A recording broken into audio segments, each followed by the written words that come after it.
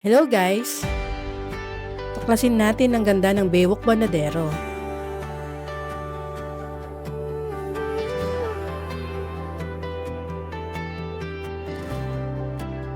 Dito makikita ang kahanghangang tanawin ng Taal Lake at Taal Volcano.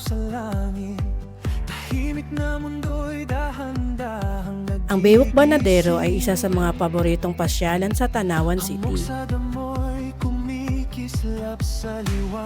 Kilala ito sa magiliw na kapaligiran at magandang tanawin na dinadayo ng mga lokal at turista upang mag-relax at mag-enjoy.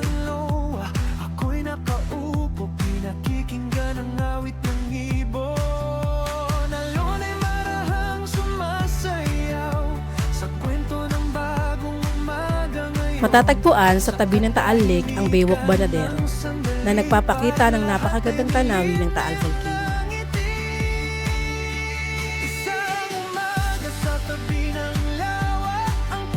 Dito, maaaring maglakad-lakad ang mga bisita habang pinagmamasdan ang pagsikat o paglubog ng araw na nagbibigay ng makulay na tanawin sa langit at lake.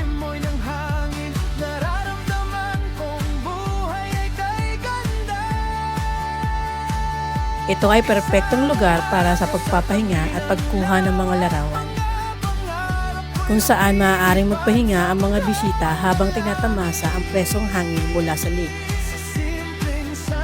Sa Bewok, makikita ang iba't ibang maliliit na kainan at cafe. Maaari kang uminom ng mainit na kape mula sa mga lokal na barista at tikman ang mga paboritong pagkain sa Batangas tulad ng lomi, na kilala sa makapal at masarap nitong sabaw. Maraming simple ngunit masayang activity na maaaring gawin sa Bewok Banadero, kasama ang pamilya o barkada.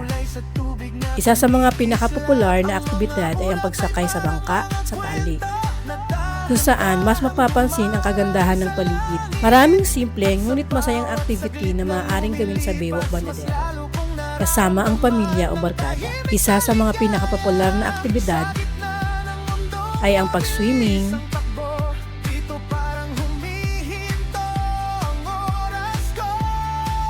spearfishing,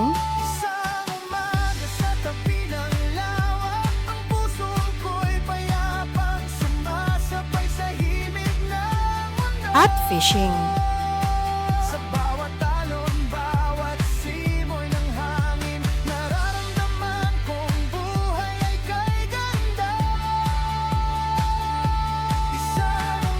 It is recommended na bumisita sa umaga o hapon upang makita ang pinakamagandang tanawin ng araw.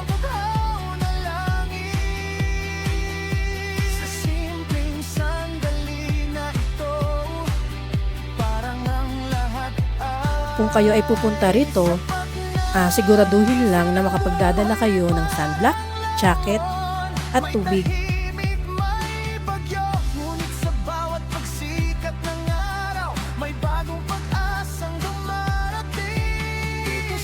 Ang Bewok Banadero ay hindi lamang isang lugar para maglakad.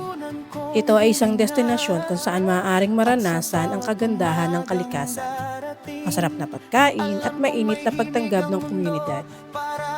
Mainam itong puntahan para sa solo na paglalakbay, date, o simpleng banding kasama ang pamilya at kaibigan. At kung nakarating ka sa dulo ng video na ito, please subscribe to our channel, Marvelous 4, and click the notification button para updated kayo sa susunod namin na video.